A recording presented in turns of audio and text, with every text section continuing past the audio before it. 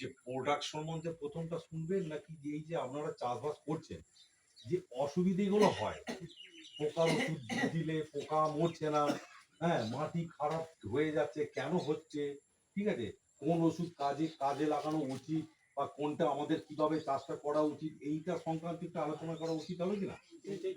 মানে ওষুধটা আপনি এখানে বাজার সেখানেও পেয়ে যাবেন, অথচ আমাদেরকে এখন যে বর্তমান সময়টা আমাদের হয়ে গেছে যে আমাদেরকে চাষটা যেভাবেই আমরা করে আসি না কেন 20 বছর 30 বছর, যুগের পরিবর্তনের সঙ্গে আবহাওয়ার পরিবর্তনের সঙ্গে মাটির পরিবর্তন হয়ে গেছে।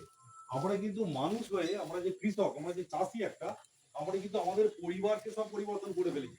জমির পরিবর্তনের কথা কেউ ভাবে না। এইটা আমাদেরকে ভাবতে হবে। কারণ সবারই জানা আছে যে 15-20 বছর আগে একটা বাড়িতে বাচ্চা মানুষ করার যে কষ্ট আর এখন একটা বাচ্চাকে মানুষ করার কষ্টের সঙ্গে তার আধুনিকতা যে কত পরিবর্তন হয়েছে আমাদেরকেও সেটা মানতে হয়েছে। কিন্তু আমরা বৃদ্ধ মানুষ আছি যে আমরা ফোনই দেখিনি তখন, হ্যাঁ, এবং আমরা ছোটবেলা তো দেখিনি এবং আমরাও ভালো না লাগলেও এখন বাচ্চাদের বাধ্য হয়ে যাচ্ছে একটা ফোন হাতে তুলে দিতে। এই যে পরিবর্তনটা আমরা মেনে নিচ্ছি, আমরা সব কিছুর সঙ্গে মানছি, কিন্তু আমরা একটা জিনিস মানছি না যে মাটির ওপরে যে পরিবর্তনটা মাটিতে কিভাবে করা হচ্ছে সেটা আমরা জানি।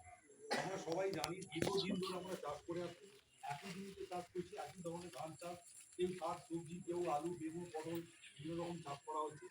তো আজ থেকে 5-7 বছর আগে আমি খুব বেশি দূরে যদি নাও যাই, দেখুন কিছু কিছু ওষুধ আপনারা ব্যবহার করছেন যে ওষুধগুলো পোকার জন্য খুব ভালো কাজ, এই খান্নাটাই তাই তো, কিন্তু সেই সামনে ওষুধগুলো দিকে খাচ্ছি দেখা যাচ্ছে খাচ্ছি তাই তো?